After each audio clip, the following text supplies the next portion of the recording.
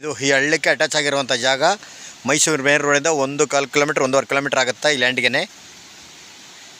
Malavalli to Mysuru highway ರೋಡಿಂದ ಒಳಗಡೆ 1.25 kilometre ಆಗುತ್ತಾ. ನೋಡಿ ಇಲ್ಲೊಂದು ಹಳ್ಳ ಬರ್ತದೆ ದೊಡ್ಡದಲ್ಲಿ, ಯಾವಾಗಲೂ ನೀರು ಮಾತ್ರ ಹರಿತಾ ಇರ್ತದೆ. ಇದು ಹಳ್ಳದಲ್ಲಿ ನೀರು ಹಿಂಗೆ ಹರಿತಾ ಇರ್ತದೆ ನೋಡಿ. ಯಾವ ಬೇಸಿಗೆಲೆಲ್ಲ ಕಂಟಿನ್ಯೂಸ್ ಆಗಿ ನೀರು ಹಿಂಗೆ ಹರಿತಿರ್ತದೆ.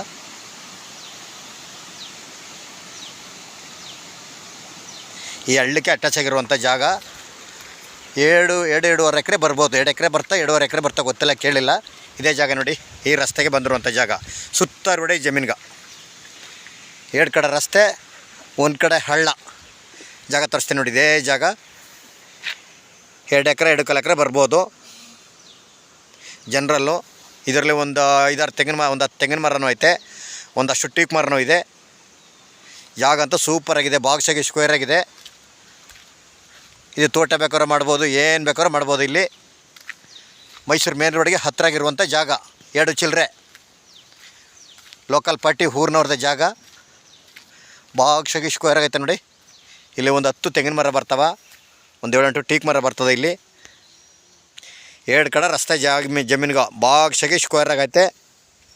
ಕಾಣ್ತಾ ಇದ್ದಲ್ಲ, ಇದೇ ರಸ್ತೆ ಮೆಟ್ಲಿಂಗ್ ರಸ್ತೆ ಆಗಿದೆ. ಇದು ನಾಳೆ ದಿವಸದಲ್ಲಿ ತಾರ್ ರೋಡ್ ಆಗುತ್ತೆ. ಇದು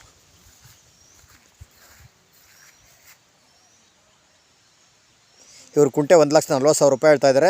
ಕೂತ್ಕೊಂಡ್ರೆ ಹೆಚ್ಚು ಕಮ್ಮಿ ಒಂದು 5,000-10,000 ನೆಗೋಷಿಯಬಲ್ ಆಗ್ಬೋದು.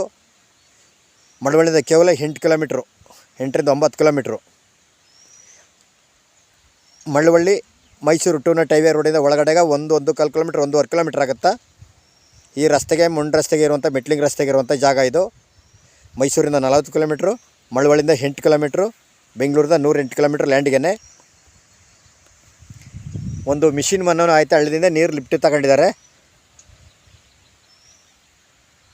ಎನಿ ಟೈಮ್ ಯಾವ ಬೇಸಿಗೆಲ್ಲ ನೀರಂತೂ ಹರಿತಿರ್ತದೆ ನೋಡಿ. ಹಳ್ಳದಿಂದ ಅಟ್ಯಾಚ್ ಮಾಡ್ಕೊಂಡು ನೀರು ತಗೊಂಡಿದ್ದಾರೆ. ಇದಕ್ಕೆ ತೋಟ ಮಾಡೋಕ್ಕಂತೂ ಸೂಪರಾಗಿದೆ. ಜಾಗನೂ ಒಳ್ಳೆ ತುಂಬ ಚೆನ್ನಾಗಿದೆ ನೋಡಿ. ರೋಡಿಂದ 1-2 ಅಡಿ ಕೆಳಗಡೆ ಡೌನಲ್ಲಿದೆ. 2 ಕಡೆ ರಸ್ತೆ, 1 ಕಡೆ ಹಳ್ಳ.